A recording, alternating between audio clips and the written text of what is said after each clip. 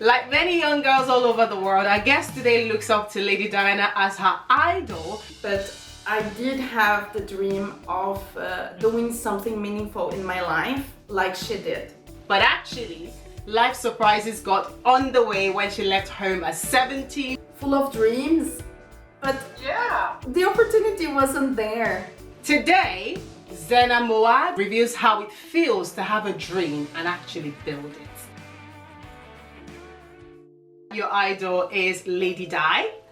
Tell me where it all started. What was growing up like, and what's that childhood dream? Lady Diana, I was a kid when she started her charity work. With her, I think I got close to the idea of my dream that was working for the UN. Okay. That she would care for people that were in very different situation than she was. She didn't have to, but she did anyway, and she did it in a very inspiring way for me. So as a kid, I would look at that and I said, how can I do that? I mean, maybe marrying a prince is not that possible, although Harry and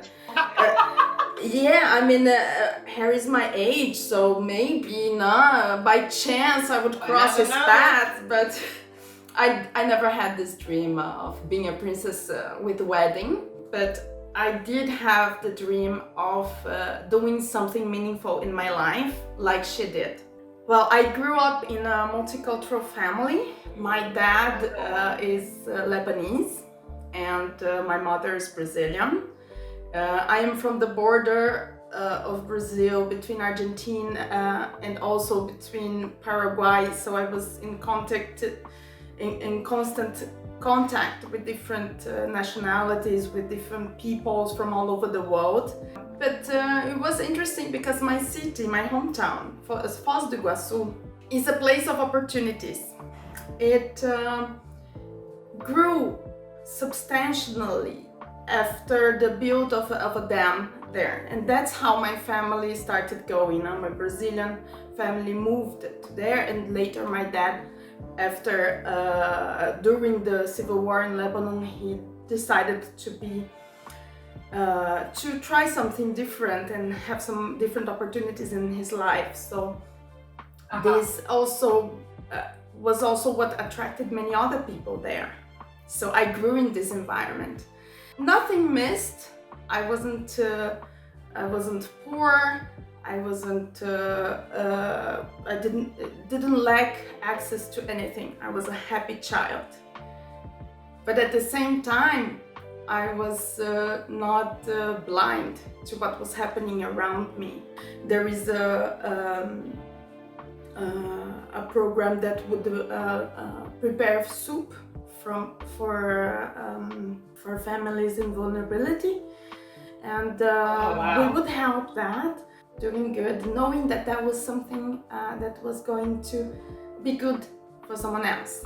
That helped me build this idea that we could build a better world, that perhaps if we insist in some policies or ideas, we could build a society that is more fair.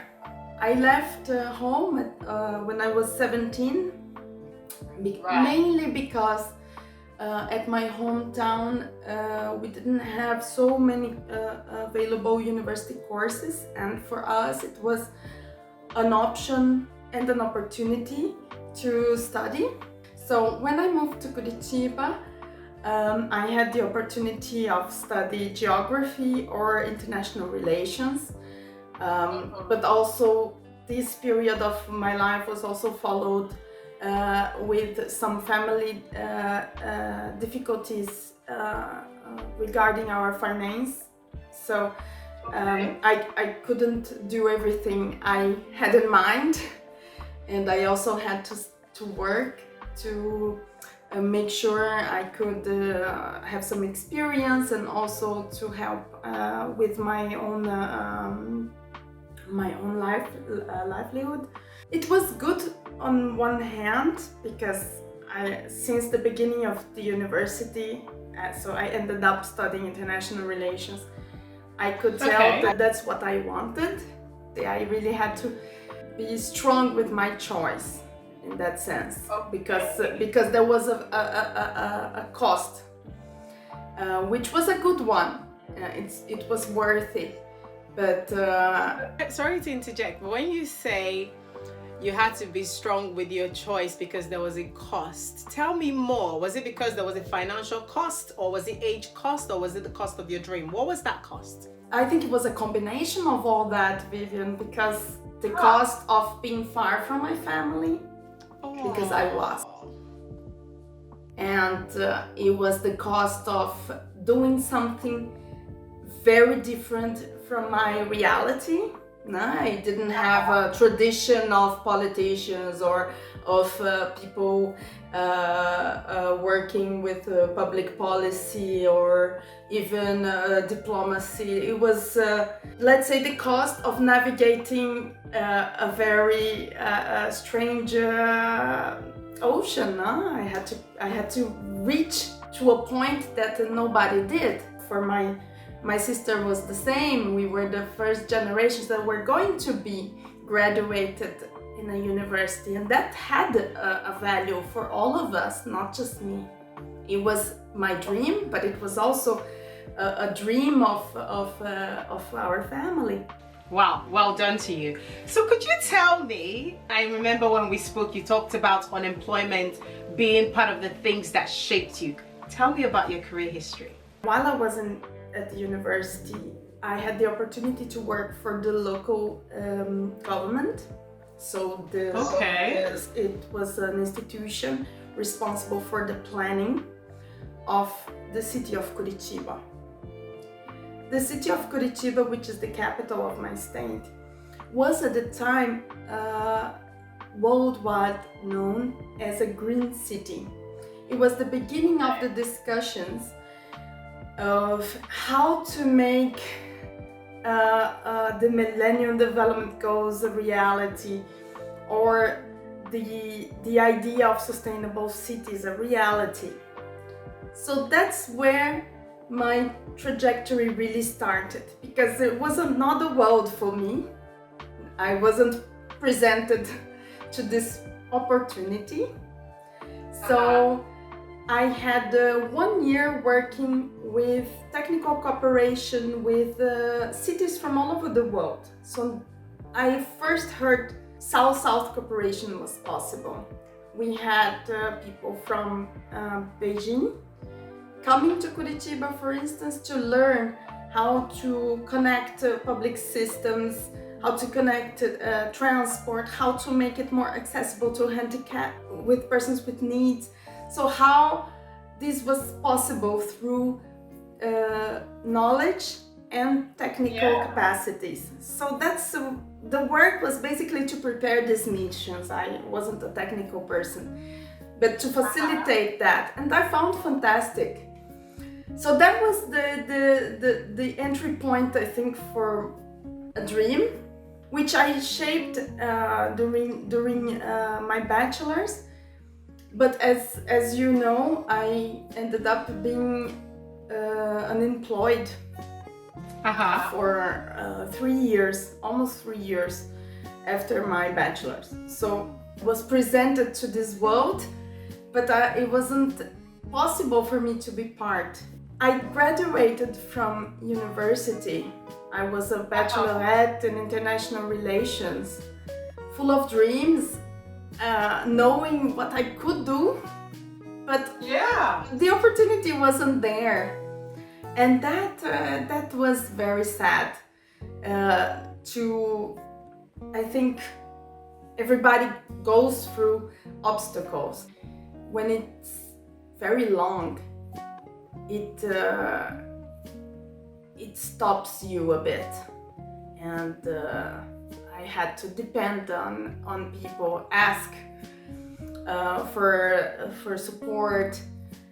It was, for a young person full of dreams and some achievements, it was difficult. But at the same time, it wasn't. I can say it was one of the best time of my life. Okay, you've just thrown me off now from 3 years of unemployment, difficult, and then at some point it wasn't. Tell me, was there a shift? What happened? What did you learn? How come 3 years of being unemployed is actually not bad? Exactly, it's about learn. There is a part of learning and growth that doesn't come at university. There is no professor that will bring that to you. And sometimes we just need to look around and see that it's not that bad.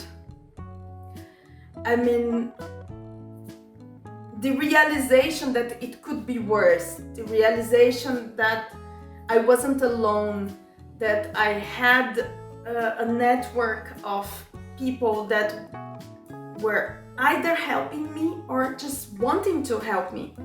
I can tell you how many people, random people, would have my CV and just share. You know, they would share. Wow. It wasn't internet time that you could just post on LinkedIn and you needed work and you in 5 minutes you may have 300 people following you. No. So I really had my CV being distributed. So that's what I said, because not always you can see how many people are actually supporting you.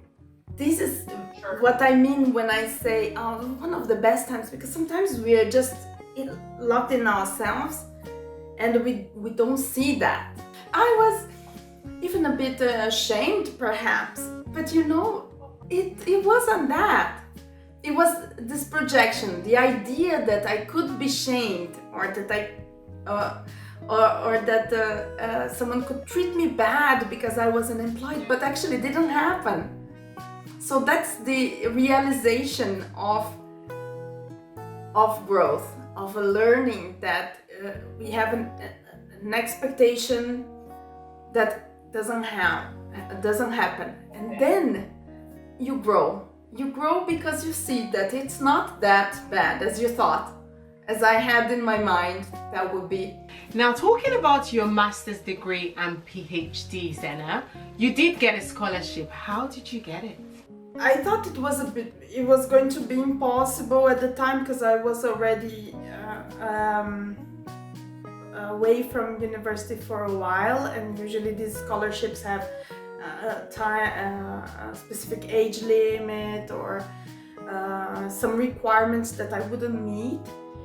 But I really wanted, and I was honest, and I mean, it's in Brazil was very difficult for me because I would have to stop working to be able to study, and after almost 3 years of unemployment, for me that was very difficult to do that. I was afraid of giving up or depending on my family to continue studying. So I tried to find the entry points. So I looked for the opportunities, and then I looked for people that did that. So I started building a dream, but I wasn't just stuck in myself or my idea. I started really understanding how people that actually got what I wanted, how they did it. So in that sense, I was helped. People were giving their attention, you know, they were just explaining me how they did it, and sometimes were very simple steps, like search for how to make a meaningful application, you know, how to express what you want in your letter.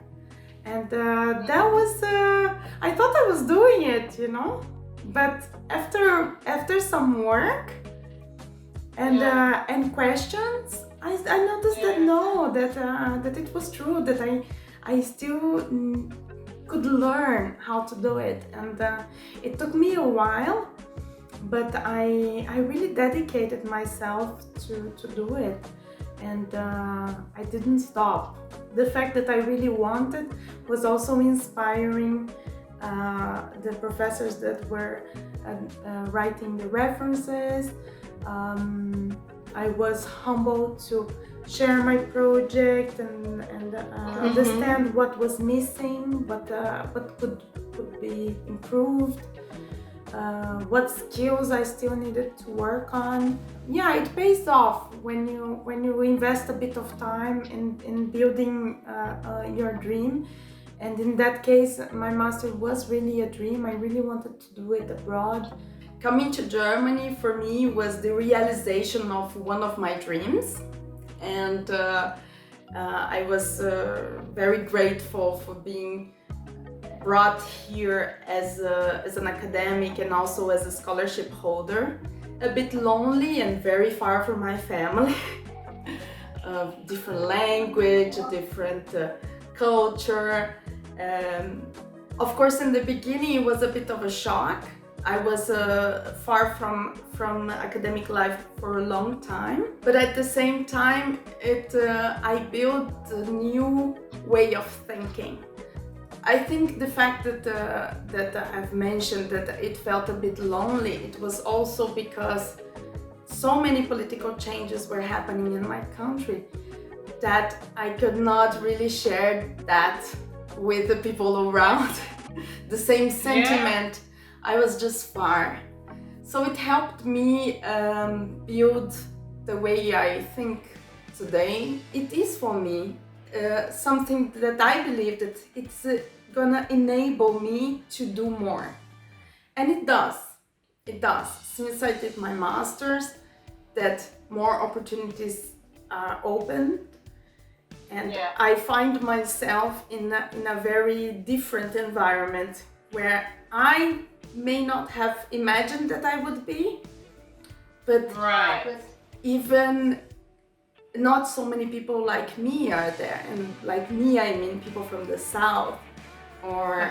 So there is this opportunity for us to be there, but we also need to build our capacities to be there.